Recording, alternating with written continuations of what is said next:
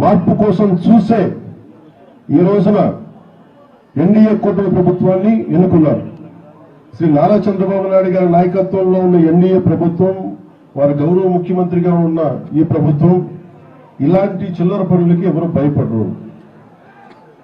ఇంకా పద్ధతి కాదు కాబట్టి భాషని మర్యాదగా మాట్లాడుతున్నాను. మేము ప్రభుత్వంలో ఉన్నాం, ఒకటే మాట చెప్తున్నా, పిచ్చి పిచ్చి వేషాలు వేయకండి. మీరు బయట యువతకి మీరు అరుపులు చూస్తూ ఉన్నారు. ఇలాంటి పనులు చేస్తూ వెళ్తా ఉంటే చూస్తూ ఊరుకునే యువత కాదది. ఇది రాయలసీమ యువతది, పోరుబాటులో ఉన్న యువతది, నలిగి ఉద్యోగాలు ఉపాధి అవకాశాలకి నలిగిపోతూ ఉన్న యువతది. యువతను దయచేసి మీరు రెచ్చగొట్టకండి. ఈ రోజున మేము వచ్చి 70 కోట్ల రూపాయలు జాతీయ ఉపాధి హామీ పథకం కింద మేము అమలు చేసాం. దాదాపు కలెక్టర్ గారు చెప్తాం, దాదాపు ఒక మొత్తం పనులు అయిపోబోతున్నాయి. జనవరిలో రోడ్ల నిర్మాణం కానీ, గోశాలలు కానీ అన్ని రకాల పనులు చేస్తా ఉన్నాం. ఫామ్ పాండ్స్ కానీ. దాంట్లో భాగంగా ఇప్పుడు నాకు వచ్చిన కంప్లైంట్ కూడా ఏంటంటే, ఇక్కడున్న గాలివీడు మండలం ప్రజలకు కూడా చెప్తా ఉన్నారు, వాళ్ళు పర్మిషన్స్ ఇవ్వమంటే కూడా ఇవ్వమని చెప్పట్లేదండి.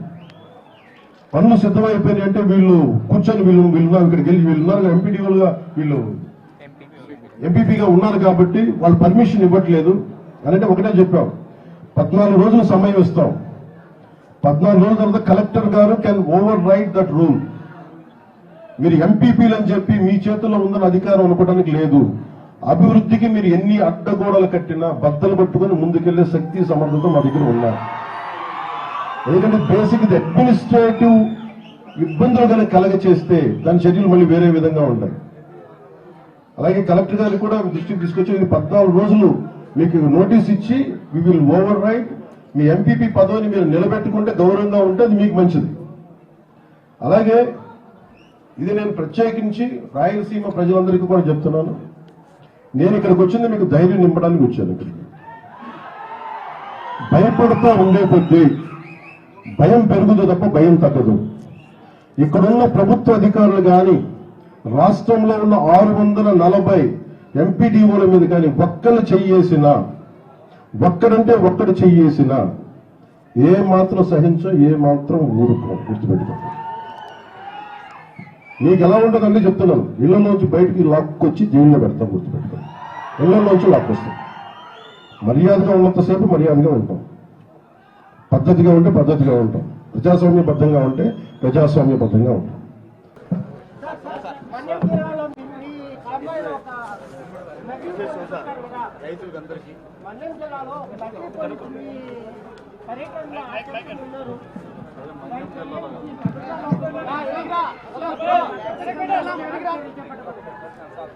నిజంగా చెప్పాలంటే నా భద్రత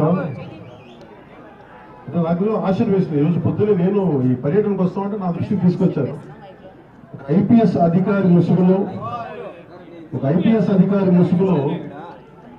ఒక వ్యక్తి తిరిగాడు, వచ్చాడు, మొత్తం ఫోటోలు తీసుకున్నాడంటే నేను అడిగాను, అసలు ఎవరన్నా ఒక ఐపీఎస్ స్థాయి అధికారి వస్తే ఎవరన్నా అడుగుతాం కదా, how come it polices overlook అంటే ఎందుకు దీన్ని చూడలేకపోయారు అనేది నా పేషి అధికారులతో మాట్లాడుతూ ఉన్నారు. ఇది కేవలం నాకు పనిచేయడం తెలుసు, రాష్ట్ర పోలీస్ శాఖ బాధ్యత ఇది, ఇంటెలిజెన్స్ శాఖ బాధ్యత, హోంశాఖ బాధ్యత, అలాగే డీజీపీ గారి బాధ్యత ఇది. నాకు పనిచేయడమే తెలుసు. అధికారం ఉన్నా లేకపోయినా పనిచేస్తాం. ఈరోజు అధికారం ఉన్నా పనిచేస్తాం, రక్షణ ఉన్నా పనిచేస్తాం, రక్షణ లేకపోయినా పనిచేస్తాం.